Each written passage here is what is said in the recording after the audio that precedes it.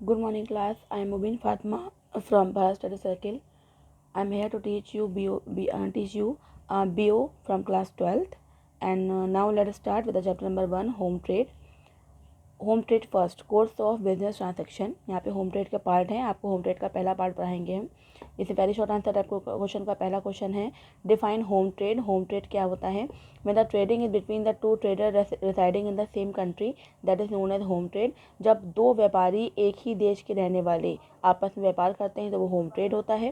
What is local trade? The trade ending up to a limited area as for example, यानी कि जब कोई एक लिमिटेड एरिया में व्यापार किया जाता है, जैसे कि डिस्ट्रिक्ट में या कस्बे में, तो उसको लोकल ट्रेड कहते हैं। जैसे कि वेजिटेबल में, मिल्क में, कर्ड में, से जल्दी ख़राब होने वाली चीज़ें हैं, जब ऐसी जगह में व्यापार किया जाता है तो वो लोकल ट्रेड होता है।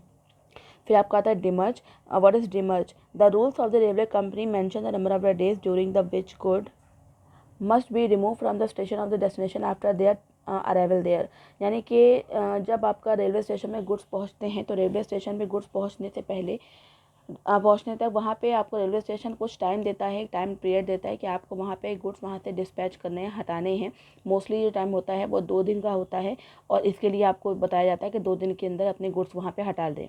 लेकिन अगर फिर भी दिए हुए टाइम पीरियड पे वहाँ पे गुड्स रिमूव नहीं करे जाते हैं, तब रेलवे स्टेशन एक पेनल्टी चार्ज करती है। वो जो पेनल्टी कंसाइनी पे करता है, जितने भी number of the days extra वो रखता है, उसको हम उसी पेनल्टी को डिमर्ज कहते हैं। What is owner risk? Owner risk क्या होता है?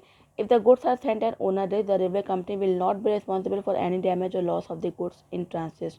अगर गुड्स को ओनर के जिम्मेदारी पे भेजा जा रहा है, भिजवाया जा रहा है, तब रेलवे कंपनी की कोई भी जिम्मेदारी नहीं होती है। अगर कोई डैमेज होता है, लॉस गुड्स हो जाते हैं गुड्स को ट्रांसपोर्ट करने में। Generally goods which are very fragile and dangerous, यानी कि जो आपके goods generally mostly fragile nature के होते हैं, पेरिशेबल नेचर के होते हैं, वो सब काफ़ी डेंजरस होते हैं, इसलिए उनकी जिम्मेदारी जो होती है ट्रांसपोर्ट की, वो ओनर अपने रिस्क पे लेता है। तो अगर कोई भी डैमेज होता है, कोई भी लॉस होता है ट्रांसपोर्ट करने में, तो पूरी जिम्मेदारी ओनर की होती है, रेलवे कंपनी की नहीं होती है। फिर आपका आता है what is railway risk. Railway risk क्या होता है? When the railway company assume the responsibility of any loss of goods, यानी कि ये आपका ओनर रिस्क का अलग बिल्कुल अपोजिट होता है। इसमें बताया जाता है कि जब गुड्स को भिजवाया जाता है तो उसमें रेलवे अथॉरिटी इंश्योरेंस रेलवे से कराकर रेलवे अथॉरिटी खुद पूरा इंश्योरेंस लेती है, और अगर कोई भी गुड्स खोते हैं, डैमेज होते हैं ट्रांसपोर्ट करने में, तो पूरी जिम्मेदारी रेलवे कंपनी की होती है। शॉर्ट आंसर टाइप क्वेश्चन का पहला क्वेश्चन आता है, what the important terms and condition which should be settled prior to the placing and executing the order. जब भी ऑर्डर प्लेस किया जाता है, ऑर्डर एग्जीक्यूट किया जाता है, तब कौन सी टर्म्स एंड कंडीशन को पहले से ही डिसाइड कर लेना चाहिए। पहला है आपका क्वालिटी ऑफ द गुड्स, यानी गुड्स की क्वालिटी को डिसाइड कर लेना चाहिए। फिर गुड्स की क्वांटिटी कितनी है ये डिसाइड कर लेना चाहिए। गुड्स के प्राइस कितने होंगे, गुड्स की पैकिंग कैसी होगी, गुड्स कहाँ डिलीवर होंगे और पेमेंट किस तरह से होगा और कौन से प्राइस पे होगा, ये सारी बातें जो बहुत इंपॉर्टेंट है, ये पहले से ही डिस्कस कर लेना चाहिए। पहला है आपका quality of goods. Goods are of different variety, goods आपकी अलग अलग वैरायटीज़ की होती हैं। Buyer buy the goods depending upon his taste, need, fashion and financial position. Buyer जो गुड खरीदता है वो अपने टेस्ट को देखकर, नीड, फैशन और फाइनेंशियल पोजीशन को देखकर खरीदता है। Therefore it is necessary that to the placing of the order, इसलिए ज़रूरी है कि ऑर्डर प्लेस करने से पहले गुड्स की क्वालिटी जो है वो पहले से ही डिसाइड कर लेना चाहिए। बायर और सेलर के बीच में जो भी कंडीशन है वो पहले से ही डिसाइड हो लेना चाहिए। नेक्स्ट पॉइंट आपका आता है quantity of goods. Quantity of the goods में be decided upon an according with the measurement, weight और number of the goods. Goods की क्वांटिटी कितनी होगी, गुड्स कितनी क्वांटिटी में आपके बेचे जाएंगे, या फिर गुड्स कितनी क्वांटिटी में मंगाए जा रहे हैं, एडवांस में ही इसका मेजरमेंट है, वेट है, नंबर ऑफ द गुड्स हैं, ये पहले से ही डिसाइड कर लिया जाता है। फिर आपका आता है delivery of the goods. The place of the delivery of the goods must also be decided upon the seller and the buyer. Goods कहाँ डिलीवर करे जाएंगे, वो जगह का जो डिसीजन होता है वो बायर और सेलर पहले से ही डिसाइड कर लेते हैं। नेक्स्ट आपका लॉन्ग का आंसर टाइप क्वेश्चन आता है, what are the step involve in the course of business transaction, write in brief. जब आप ट्रांजैक्शन करते हो, जब आप बिजनेस का लेन देन करते हो, तो कौन कौन से स्टेप्स को फॉलो करते हो।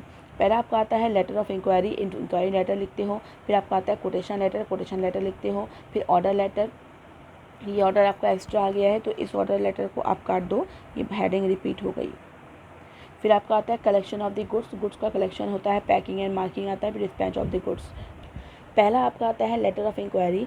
This is the letter with the buyer send to the seller for the purpose of obtaining necessary information regarding the article that he intend to buy. यानी कि इसमें इस लेटर में बायर सेलर को letter लिखता है कि वो जो भी गुड्स खरीदने में इंटरेस्टेड है उस गुड्स के बारे में पूरी डिटेल मंगवाता है। इस तरह के लेटर को हम लेटर ऑफ इंक्वायरी कहते हैं, जो कि बायर सेलर को लिखता है। जब सेलर को बायर का इंक्वायरी लेटर मिल जाता है तब वो गुड्स से रिलेटेड पूरी इन्फॉर्मेशन एक लेटर में लिखकर बायर को सेंड कर देता है, जिसमें गुड्स का नेचर, क्वालिटी लिखी होती है, उनके price, terms of payment etcetera पूरी इन्फॉर्मेशन लिख के भेज देता है। इस तरह के लेटर को हम कोटेशन लेटर कहते हैं, जो सेलर बायर को लिखता है बायर के इंक्वायरी लेटर के रिप्लाई में। फिर आपका आता है order. After receiving the quotation letter, अगर कोटेशन लेटर मिलने के बाद जो बायर है उसको सब टर्म्स एंड कंडीशन को वो मानने को तैयार है, वो सेटिस्फाई है, तब वो ऑर्डर एग्जीक्यूट कर देता है, ऑर्डर को पास कर देता है। गुड्स की क्वालिटी में सेटिस्फाई है, गुड्स का प्राइस, जो भी कंडीशन है सब में सेटिस्फाई है। तब जो आपका बायर है वो पूरी डिस्क्रिप्शन के साथ एक लेटर लिखता है जिसमें वो गुड्स मंगाने के बारे में बात करता है कि हमें 2 महीने के अंदर गुड्स चाहिए। इस तरह के लेटर को ऑर्डर लेटर कहते हैं, जो दोबारा से बायर सेलर को लिखता है कोटेशन लेटर के रिप्लाई में। फिर आपकी हेडिंग आती है पैकिंग एंड मार्किंग।